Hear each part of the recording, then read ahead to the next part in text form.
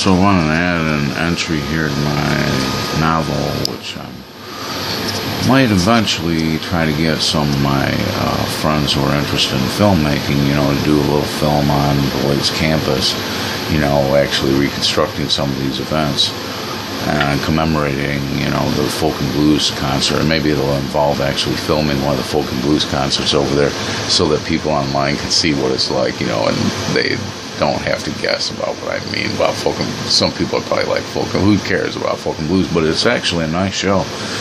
And for a number of years, it has been an important part of a lot of the students' lives there.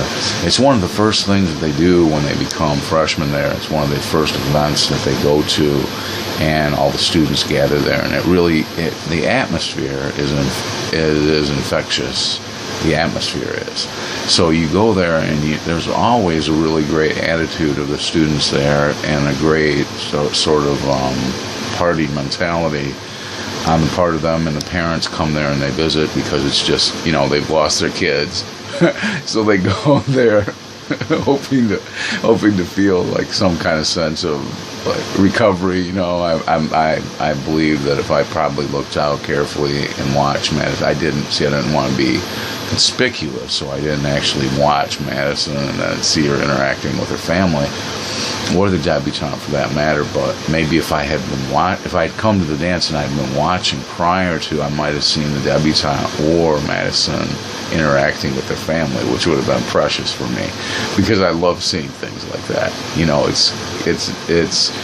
That's completely humanizing too, because you can see this look on the part of the parents, and they really enjoy going to that event. And what I think it is that feeling that it's their way of going there and kind of saying goodbye to their kids, because for the first time in their life, they're actually able to go home and have privacy, and so that they're as happy as they are sad.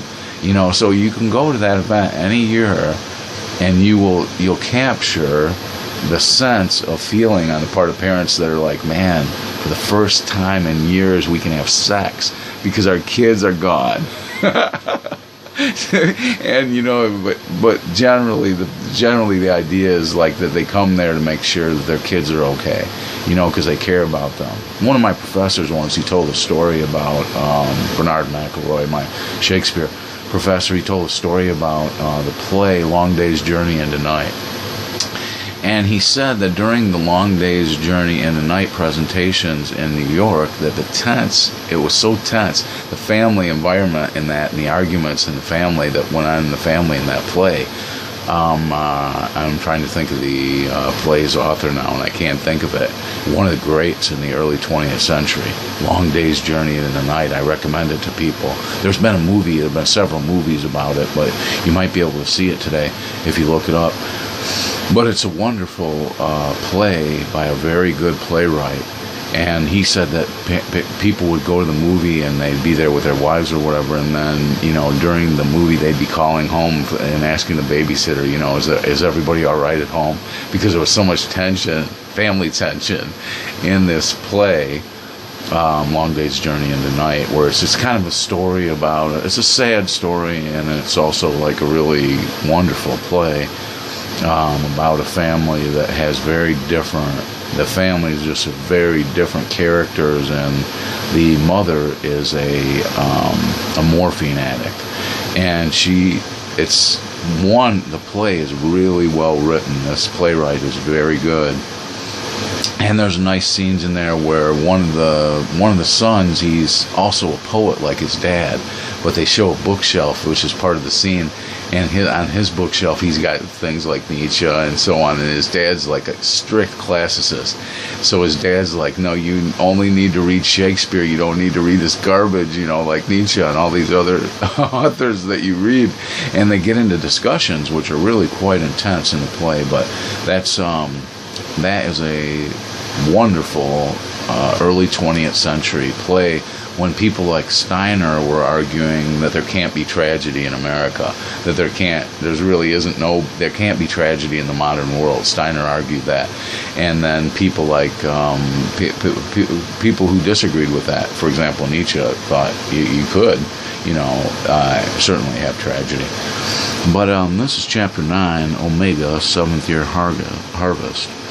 And it begins with a quote: "These mystic chords of memory, this musical score of the world mind in our own mind, played repeatedly, palpably to our senses, this is what binds a people who share meanings and community."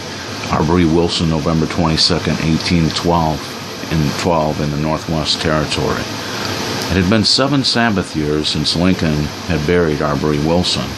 He had visited the grave on each Sabbath year. On each visit, he had taken a special tool with him so he could bore into the tree and look at the progressing quality of its growth. He had noted on this evening of the burial that the 12-foot diameter of the tree produced a 36-foot sprawl of its overgrowth.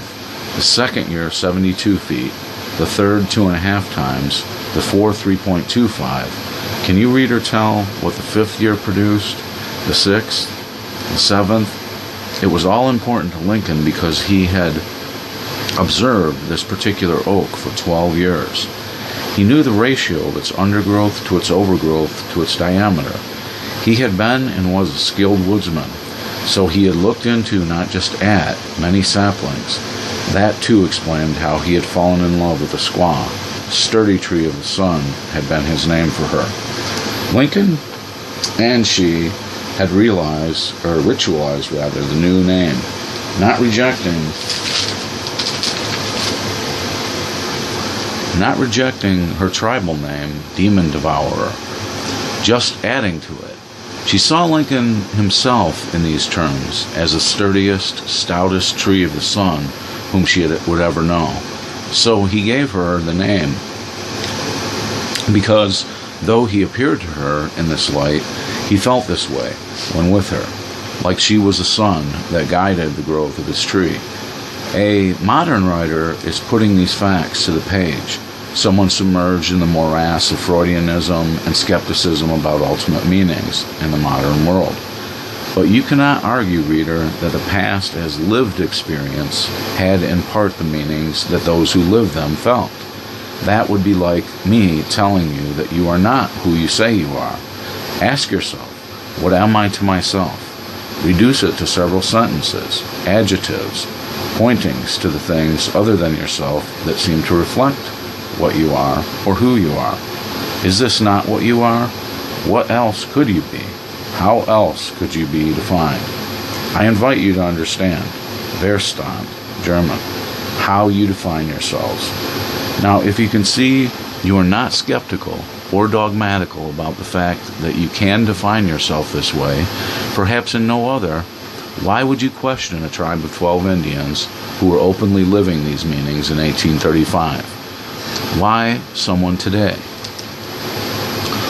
It took Lincoln 14.2 hours to hew through the oak, 149.072 feet in diameter in the 7th Sabbath year. He camped for 33 days and burned its wood in Arbery's blood, then deposited the ashes in the Grand Canyon. And so that really is an attempt to show how Lincoln is practicing his religion of Pythagoreanism and Platonism, and he's also applying the method to it. That method of depositing Arbery's body in the ground at that root will bring forth the energy of Arbery's soul embodied in another person who is born in the future. And so he has to cultivate and hew the tree at the 7th Sabbath year. And if he doesn't cut the tree down in that year, then the soul will not return to the earth. But later in the novel, you learn that the soul is making a journey through several beings over time. And Lincoln has just got onto the process of how the soul or mind of people, or the life force of people, is actually infused in their body through the growth of trees and through the planting of bodies along the tree roots. And so it's Lincoln's idea about transmigration of the soul, or the movement of the soul through many bodies over time. And so he has to do this because he murdered the man in fear of his own life being taken. And so this connects to what Lincoln had written about the doctrine of necessity, that if you act and you had to act, then the justification is in the fact that you had to act.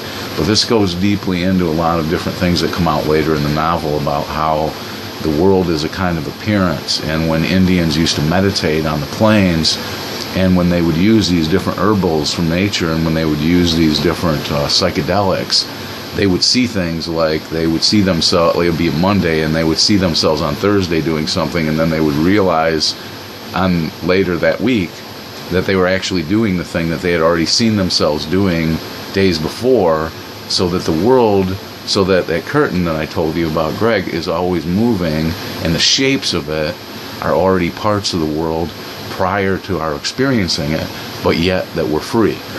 Because I'm emphasizing that point, that we're really free, but there are parts of our lives that actually are prefigured so that our freedom is interacting with the world around us, and it's making us